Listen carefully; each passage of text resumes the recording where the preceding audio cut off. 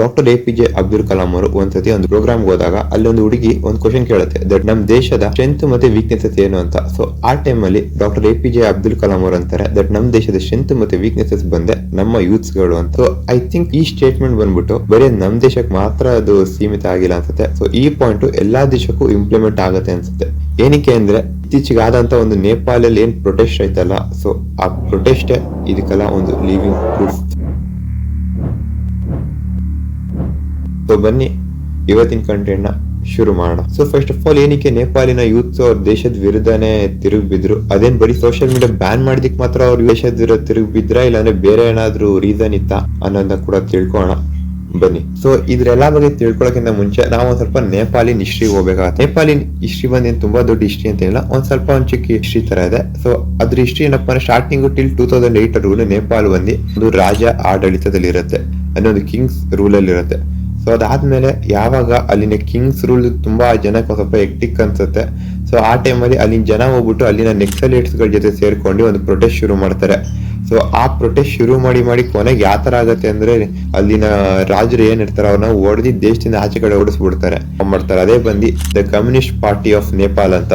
So ಯಾವಾಗ ಈ party ಬಂದು ಫಾರ್ಮ್ ಆಗುತ್ತೆ, ಸೊ ಈ ಪಾರ್ಟಿ ಫಾರ್ಮ್ ಆಗ್ತಿದ್ದಂಗೆ ಅಲ್ಲಿದ್ದಂತ ನೆಕ್ಸಲೇಟ್ಸ್ ಗಳು ಈ ಪಾರ್ಟಿಗೆ ಹೆಡ್ ಆಗ್ತಾರೆ. ಸೊ ನೇಪಾಳಿನ ವಿಪರ್ಯಾಸ ಯಾವ ತರ ಇದೆ ಅಂದ್ರೆ 2008 ಅಲ್ಲಿ ಇಲ್ಲಿ ಒಂದು ಡೆಮೋಕ್ರಸಿ ಅನ್ನೋದು ಫಾರ್ಮ್ ಆಗುತ್ತೆ. ಬಟ್ ಆದ್ರೆ ಡೆಮೋಕ್ರಸಿ ಫಾರ್ಮ್ ಆಗಿ ಇವತ್ತರೆಗೂ ಒಂದು ಪ್ರಾಪರ್ ಸ್ಟೆಬಿಲಿಟಿ ಅನ್ನೋ ಗೌರ್ಮೆಂಟ್ ಅಲ್ಲಿ ಬಂದಿಲ್ಲ. ಯಾವ್ದೇ ಗೌರ್ಮೆಂಟ್ ತನ್ನ ಪೂರ್ಣ ಅವಧಿನ ಇಲ್ಲಿವರೆಗೂ ಮುಗ್ಸಕ್ ಆಗೇ ಇಲ್ಲ. ಎಲ್ಲಾ ಗೌರ್ಮೆಂಟ್ ಬಂದ್ರೂ ಅರ್ಧದಲ್ಲಿ ಗೌರ್ಮೆಂಟ್ ಗಳು ಚೇಂಜ್ ಆಗ್ತದೆ, ಅಥವಾ ಅರ್ಧದಲ್ಲಿ ಗೌರ್ಮೆಂಟ್ ಥ್ರೋನ್ ಗಳೆಲ್ಲ ಹಿಂಗೆ ಉಲ್ಟಾ ಆಗ್ಬಿಡುತ್ತೆ. ಯಾವತ್ತೊಂದು ನೀವು ಗೌರ್ಮೆಂಟ್ ಕರೆಕ್ಟ್ ಪ್ರಾಪರ್ ಸ್ಟೆಬಿಲಿಟಿ ಅನ್ನೋದು ಬರಲ್ವಲ್ಲ, ಸೊ ಆವತ್ತು ಅಲ್ಲಿ ಆಟೋಮೆಟಿಕ್ ಕರಪ್ಷನ್, ಬ್ರೈಬ್, ನೆಪೋಟಿಸಮ್, ಇನ್ನು ಏನೇನ್ ಬೇಕು, ಡ್ರಗ್ಸ್, ಮನಿ ಅವೆಲ್ಲ ಎಲ್ಲ ಒಂದು ತಮ್ಮ ರೂಟ್ಸ್ ಗಳನ್ನ ಜಾಸ್ತಿ ಸ್ಪ್ರೆಡ್ ಔಟ್ ಮಾಡಕ್ ಶುರು ಆಗುತ್ತೆ. ಸೊ ಈ ತರ ಎಲ್ಲಾನು ನೇಪಾಳ ಆಲ್ರೆಡಿ ಸ್ಪ್ರೆಡ್ ಔಟ್ ಆಗಿತ್ತು. ಸೊ ಫೈನಲಿ ಹಂಗೂ ಹಿಂಗೂ ಒಂದು ಸರ್ಕಾರ ಅನ್ನೋದು ಬರುತ್ತೆ, ದ ಕಮ್ಯುನಿಸ್ಟ್ ಪಾರ್ಟಿ ಆಫ್ ನೇಪಾಳಿನ ಸರ್ಕಾರ ಬರುತ್ತೆ. ಸೊ ಅದ್ರದ್ದು PM ಅವರೇ ಬಂದು KP ಶರ್ಮಾ ಓಲಿ ಅಂತ. ಸೊ ಯಾವಾಗ KP ಶರ್ಮಾ ಓಲಿ ಅವ್ರು ಬಂದು ನೇಪಾಳಿನ PM ಆಗ್ತಾರಲ್ಲ, ಸೊ ಆ ಟೈಮಲ್ಲಿ ಬಟ್ ಬೇರೆ PM ಗಳು ಇವ್ರಕಿಂತ ಮುಂಚೆ ಇದ್ದಿದ್ದು ಏನು ಫಾರ್ಮರ್ PMs ಗಳಿದ್ರು ಅವ್ರಗಳ ಜನಗಳ ಹತ್ರ ಬಂದ್ಬಿಟ್ಟು ಏನ್ ಕಷ್ಟ ಇದೆ ಏನು ಅಂತ ವಿಚಾರಿಸ್ಕೊಳ್ಳೋರು. ಬಟ್ ಆದ್ರೆ ಈ ಮನುಷ್ಯ ಬರ್ತಿದ್ದಂಗೆ ನೇಪಾಳಲ್ಲಿ ಇಲ್ಲಿವರೆಗೂ ಒಂದೇ ಒಂದು ಸಿಂಗಲ್ ಚಿಕ್ಕ ಬೀದಿಲಿ ರೋಡ್ ಕೂಡ ಕನ್ಸ್ಟ್ರಕ್ಷನ್ ಆಗಿಲ್ಲ, ಅಷ್ಟು ಹೋಪ್ಲೆಸ್ ಆಗೋಗಿರುತ್ತೆ. ಮತ್ತೆ ನೇಪಾಳಲ್ಲಿ ತಮ್ಮ ಅನ್ಎಂಪ್ಲಾಯ್ಮೆಂಟ್ ರೇಟ್ ಅನ್ನ ಜಾಸ್ತಿ ಆಗುತ್ತೆ, ಎಕನಾಮಿಕ್ ಅನ್ನ ಕೆಳಗಡೆ ಬೀಳಕ್ ಶುರು ಆಗುತ್ತೆ. ಕರೆನ್ಸಿ ವ್ಯಾಲ್ಯೂ ಅಂತೂ ಇನ್ನು ಕೇಳಕ್ಕೆ ಹೋಗ್ಬೇಡಿ, ಕರೆನ್ಸಿ ವ್ಯಾಲ್ಯೂ ಅಂತೂ ಇನ್ನು ನೆಲಕ್ ಕಚ್ಕೊಂಡ್ಬಿಡುತ್ತೆ. ಇಂಡಿಯಾ ಜೊತೆ ಏನ್ ಸಂಬಂಧ ಇರತ್ತಲ್ಲ ಅದನ್ನು ಹಾಳು ಮಾಡ್ಕೊಂತಾರೆ, ಫಾರಿನ್ ಪಾಲಿಸೀಸ್ ಗಳನ್ನ ಹಾಳು ಮಾಡ್ಕೊಂತಾರೆ. ಯಾವ ಕರಪ್ಷನ್ ಜಾಸ್ತಿ ಆಗ್ತಿದೆ ಅಂತ ಜನ ಗೊತ್ತಾಗಕ್ ಶುರು ಆಗುತ್ತೆ. ಒಂದ್ ಕಡೆ ಜನಕ್ಕೆ ಏನಪ್ಪ ಡೌಟ್ ಬರುತ್ತೆ, ನಮ್ ದೇಶ ಮಾತ್ರ ಉದ್ಧಾರ ಆಗ್ತಿಲ್ಲ, ಬಟ್ ಅರೆ ಇವ್ರ ಫ್ಯಾಮಿಲಿ ಅವರೆಲ್ಲ ಹೆಂಗುರು ಅಷ್ಟು ಐಷಾರಾಮಿ ಆಗಿದ್ದಾರೆ, ಇನ್ಸ್ಟಾಗ್ರಾಮ್, ಟ್ವಿಟರ್, ಫೇಸ್ಬುಕ್ ಅಲ್ಲಿ ಏನ್ ಇಂತ ಐಷಾರಾಮಿ ಪೋಸ್ಟ್ ಗಳೆಲ್ಲ ಹಾಕ್ತಿದಾರಲ್ಲ ಅಂತ ಜನಕ್ಕೆ ಒಂದ್ ಸ್ವಲ್ಪ ಕೋಪ ಅನ್ನೋದು ಬರಕ್ ಶುರು ಆಗುತ್ತೆ.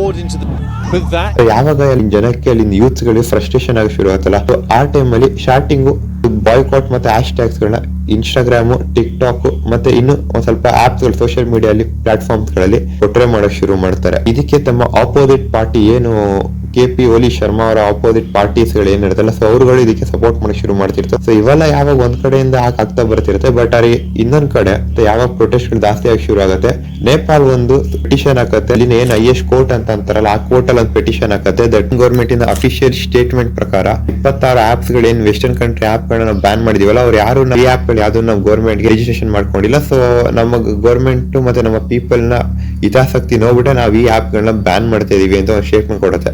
ಬಟ್ ಆದ್ರೆ ಅದು ಗೌರ್ಮೆಂಟ್ ಹಿತಾಸಕ್ತಿ ಅಥವಾ ಅವ್ರ ಜನ ಹಿತಾಸಕ್ತಿಗೋಸ್ಕರ ಈ ತರ ಮಾಡಿದ್ರು, ಇಲ್ಲ ಅಂದ್ರೆ ಅವರು ಒಳ್ಳೇದಕ್ಕೆ ಏನೋ ಬ್ಯಾನ್ ಮಾಡಿದ್ರು, ಅದು ನಿಮ್ಗೆ ಗೊತ್ತಾಗ್ತಿರತ್ತೆ. ಆ ಟೈಮಲ್ಲಿ ಅಲ್ಲಿ ಜನಕ್ಕೆ ಏನ್ ಅನ್ಸುತ್ತೆ ಅಂದ್ರೆ ನಮ್ಮ ಸ್ಪೀಚ್ ಮತ್ತೆ ನಮ್ಮ ರೈಟ್ ಟು ಎಕ್ಸ್ಪ್ರೆಸ್ ನ ಈ ಗೌರ್ಮೆಂಟ್ ಇಟ್ಕೊಂತಿದೆ, ಈ ಗೌರ್ಮೆಂಟ್ ನ ನಾವ್ ಏನಕ್ಕೆ ಸುಮ್ನೆ ಬಿಡ್ಬೇಕು ಅಂತ ಜನ ಪ್ರೊಟೆಸ್ಟ್ ಮಾಡಕ್ ಶುರು ಮಾಡ್ತಾರೆ. ಆ ಟೈಮಲ್ಲಿ ಗೌರ್ಮೆಂಟ್ ಅವರು ಸಡನ್ ಆಗಿ ಏನೇ ಇನ್ನೇ ಪಾರ್ಲಿಮೆಂಟ್ ಹತ್ತತ್ರ ಆ ಸ್ಟ್ರೈಕ್ ಬರ್ತಿದ್ದಂಗೆ ಪೊಲೀಸರು ಏನೋ ಅವ್ರ ಅಕ್ಕಪಕ್ಕ ಏಕಾಏಕಿ ಫೈರಿಂಗ್ ಮಾಡಕ್ ಶುರು ಮಾಡ್ಬಿಡ್ತಾರೆ. ಸೊ ಆ ಫೈರಿಂಗ್ ಮಾಡಕ್ ಶುರು ಮಾಡಿದಾಗ ಏನಿಲ್ಲ ಅಂದ್ರೆ ಅದಲ್ಲಿ 19 ಜನ ಯೂತ್ಸ್ ಗಳು, 19 ಜನ ಸ್ಟೂಡೆಂಟ್ಸ್ ಗಳು ಸತ್ತೋಗ್ಬಿಡ್ತಾರೆ. ಅವಾಗ ಈ 19 ಜನ ಸಾವಾಗತ್ತಲ್ಲ, ಸೊ ಅದಾದ್ಮೇಲೆ ಅಲ್ಲಿನ ಜನ ಕಂಪ್ಲೀಟ್ ಆಗಿ ಫ್ರಸ್ಟ್ರೇಟ್ ಆಗ್ತಾರೆ. ಸೊ ಯಾವಾಗ ಫ್ರಸ್ಟ್ರೇಟ್ ಆಗ್ತಾರೆ, ಸೊ ಅಲ್ಲಿನ ಜನಕ್ಕೆ ಏನ್ ಮಾಡ್ಬೇಕು ಅಂತ ಗೊತ್ತಾಗಲ್ಲ. ಸೊ ಅಕ್ಕಪಕ್ಕ ಇದು ಪೊಲೀಸ್ ಬ್ಯಾರಿಕೇಡ್ ನ ಹೊಡೆದಾಕಕ್ ಶುರು ಮಾಡ್ತಾರೆ, ಪೊಲೀಸ್ ಗಾಡಿಗಳನ್ನ ಹೊಡೆದಾಕಕ್ ಶುರು ಮಾಡ್ತಾರೆ, ಪೊಲೀಸ್ ಅವ್ರ ಮೇಲೆ ಸ್ಟೋನ್ ಪೆಲ್ಟಿಂಗ್ ಮಾಡಕ್ ಶುರು ಮಾಡ್ತಾರೆ. ಪೊಲೀಸ್ ಅವ್ರು ಎಷ್ಟೇ ಕಂಟ್ರೋಲ್ ತಗೊಂಡ್ರು, ಎಷ್ಟೇ ವಾಟರ್ ಜೆಟ್ಸ್ ಗಳು ಸ್ಪ್ರೇ ಮಾಡ್ರು, ಎಷ್ಟೇ ವಾಟರ್ ಜೆಟ್ಸ್ ಫೈರ್ ಮಾಡಿದ್ರು ಇವನ್ ಟಿಯರ್ ಗ್ಯಾಸ್ ಗಳು ಫೈರ್ ಮಾಡಿದ್ರು ಅಲ್ಲಿನ ಜನ ಪೆಟ್ರೋಲ್ಗೆ ಸಿಗ್ತಾ ಇರಲ್ಲ. ಈ ಆಪ್ಸ್ ಗಳು ಏನೇನ್ ಬ್ಯಾನ್ ಮಾಡಿದ್ವಲ್ಲ ಇದೆಲ್ಲ ನಾವು ವಾಪಸ್ ತಗೊಂತೀವಿ, ಈ ಆಪ್ಸ್ ಗಳನ್ನ ಮತ್ತೆ ನಮ್ಮ ಗೌರ್ಮೆಂಟ್ ಅಲ್ಲಿ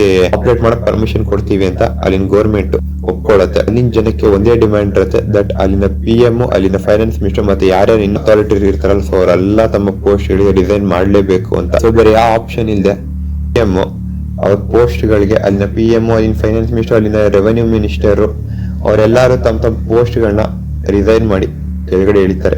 but on the 8th September morning finance minister ಅಂತ ಅಲ್ಲಿಂದ ಮನೆಯಿಂದ ಆಚೆ ಕಡೆ ಕರ್ಕೊಂಡ್ ಬಂದು ಅವ್ರನ್ನಂತೂ ರೋಡಲ್ಲಿ ಹುಚ್ಚನಾಯ್ ತರ. And what you see now is Nepal's finance minister being beaten up by the crowd. This is the youth in Nepal taking action against the government. And here PM ಮನೆ ಹೋಗ್ತಾರೆ, PM ಮನೆ ಒಂದು ಬೆಂಕಿ ಇಟ್ಟು ಅವ್ರನ್ನೂ ಕೂಡ ಹೊಡೆದಿ PM ವೈಫ್ ಸೊ ಅವ್ರನ್ನ ಮನೆಯಿಂದ ಆಚೆ ಕಡೆ ಕರ್ಕೊಂಡ್ ಬಂದು ಅವ್ರ ಮೇಲೆ ಸೀಮೆಣ್ಣೆ ಹಾಕಿ ಅವ್ರನ್ನ ಬೆಂಕಿಲಿ ಹಾಕಿ ಸುಟ್ಟಾಕ್ಬಿಡ್ತಾರೆ. ಪಾರ್ಲಿಮೆಂಟ್ಗೂ ಬೆಂಕಿ ಹಾಕ್ಬಿಡ್ತಾರೆ.